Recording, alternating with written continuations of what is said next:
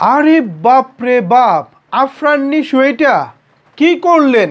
তার নতুন সিনেমা দমের জন্য তিনি এত বড় একটি কাজ করে ফেললেন। আমি তো আসলে কল্পনাও করতে পারতেছি না আফরান নিশো তিনি এমন একটি কাজ করে ফেলবেন। সিনেমাকে তিনি ভালোবাসেন বলে সম্প্রতি ছোট পর্দা ছেড়ে বড় পর্দায় পা বাড়িয়েছেন।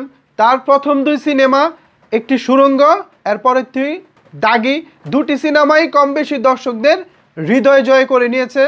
এর পরবর্তীতে আফরান নিশো কী সিনেমা নিয়ে আসবেন এই নিয়ে যখন আফরান নিশোর ভক্তদের মনে কৌতূহল, ঠিক সেই সময় আজকে ঘোষণা আসলো আফরান নিশোর নতুন সিনেমা দমের।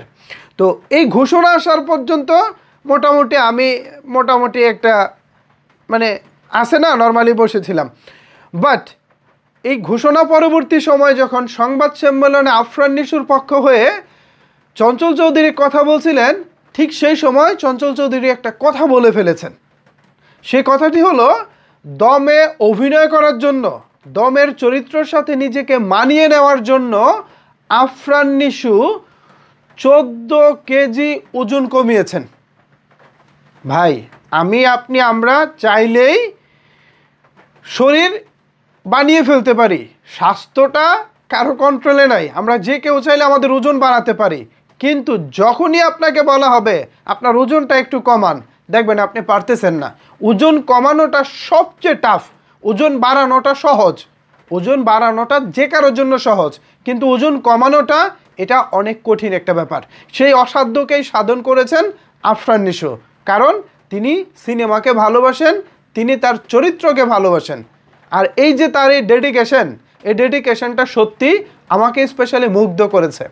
আশা করব আফরান নিশো বছরে 2-1টি নয়, বছরে 3-4টি সিনেমা তিনি করবেন, এবং একই টাইপের গল্প নয়, ভিন্ন ভিন্ন গল্প নিয়ে ভিন্নভাবে আমাদের কাছে আসবেন। আর যদি সম্ভব হয় একটু কমার্শিয়ালি আসবেন ভাই, আমরা কমার্শিয়াল সিনেমায় আপনাকে দেখতে চাই। আমাদের ঢাকায় সিনেমার বড় তারকা শাকিব খান যেমন নাচা গানে ভরপুর সিনেমা করেন, আবার তাণ্ডবের মতো, সত্তার মতো বা অন্তরাত্মার মতো বিকল্প টাইপের সিনেমাও করেন, দরদের মতো। সেম একইভাবে আফরান নিশোকেও আমরা একটু ভিন্ন আঙ্গিকে দেখতে চাই, একটু অন্যভাবে দেখতে চাই। সুড়ঙ্গ কিংবা দাগি এগুলো এক প্যাটার্নের গল্প, মানে একটু অন্য ধাঁচের গল্প।